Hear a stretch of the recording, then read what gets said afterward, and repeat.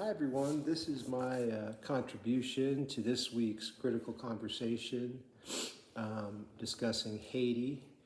It was very interesting to hear Dr. Jen's unique perspective about the country because she is from there. And what stood out to me was her remembering in high school peacekeeping troops patrolling the streets of all over Haiti to try to restore order. Growing up, I remember Haiti being an unstable country due to just very consistent very prone to natural disasters such as earthquakes and hurricanes, and very unstable governments. And then, of course, all the colonization and exploitation, enslavement, our involvement in overthrowing governments over there, and occupying the country, and it was interesting what Dr. Jen brought up about the Clintons and possible corruption there. That's very, very interesting, related to, I believe, the earthquake. Anyway, going back to some of the questions that were posed at the end of Dr. Jen's discussion, is in some cases, is deportation a human rights? Is deportation always a human rights violation? And I had to break that down a little bit because, for example, in the U.S. right now, deporting undocumented residents, I believe, does violate human rights, especially if they're being deported back to dangerous countries like Haiti or Honduras, for example, or El Salvador, which is much safer now, which is a different story. Especially if they have strong ties to our country already, they've been here a long time, they might have a business, they might have children that are American citizens. I mean, I'm hearing about stories where, the breadwinner of a family is being deported back to a country they haven't even been to for 20 years, or they might not even remember 30 years. I mean, that to me is, tears families apart, and, especially when they, possibly lose the breadwinner of the family. I mean, causing, possible homelessness because they can't afford to make ends meet anymore. On the other hand, deporting undocumented residents who commit violent crimes, I think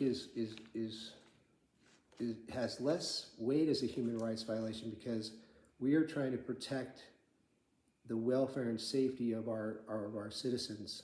So deporting violent criminals back to their home country is a way of protecting the human rights of our own people. So in a way that I think that's one case where you could. And then, of course, like some people overstay their visa and they're deported, and I don't think there's any human rights violations there. Current humanitarian crisis concerning Haiti. The people feel unsafe because of the violent gangs. And then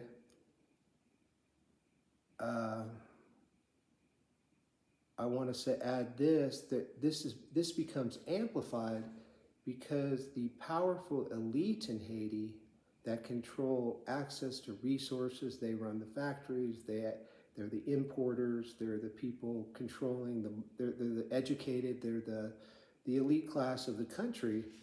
Some of them fuel the violence by hiring these gangs to create instability and to deal drugs. And so there's rampant crime and violence there, especially drug violence and crime. So right off the bat, I would see 3 human rights violations, 3, the right to life, liberty, and personal security, 5, freedom from torture and discrimination, and 8, the right to be remedied by a competent tribunal.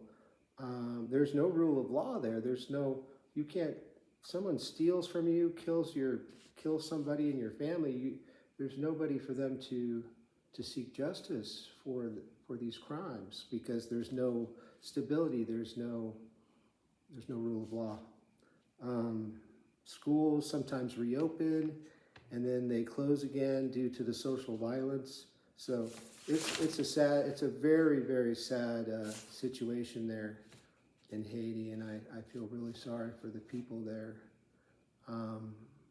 I think social workers can stand up for the rights in the migration crisis by advocating and being aware of the resources available for the undocumented people outside the traditional government programs. So like nonprofits, being aware of where people might be able to get aid or access to food and different other services during these uncertain times we're in as social workers and with these mass deportations. Personally, I think human rights should never be limited, because people should receive, everywhere in the world, should receive their basic needs, like access to affordable housing, good jobs, stable courts, an uncorrupt police. Unfortunately, human rights in many cases is a luxury, and they just don't have it. That's why we are so fortunate to live in this country, where even under these very troubling times, we still have a lot of freedoms here that many people around the world don't have. Yes, I think the U.S. has an obligation and duty to protect human rights globally, and I think historically we have.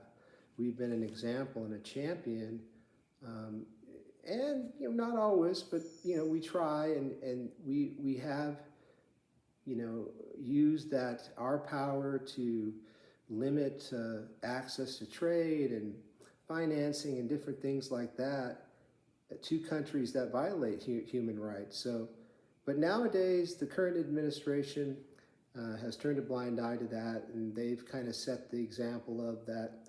Human rights are less of a priority to them. It's business as usual.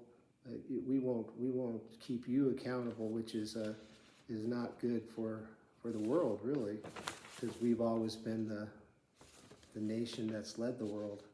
Those people.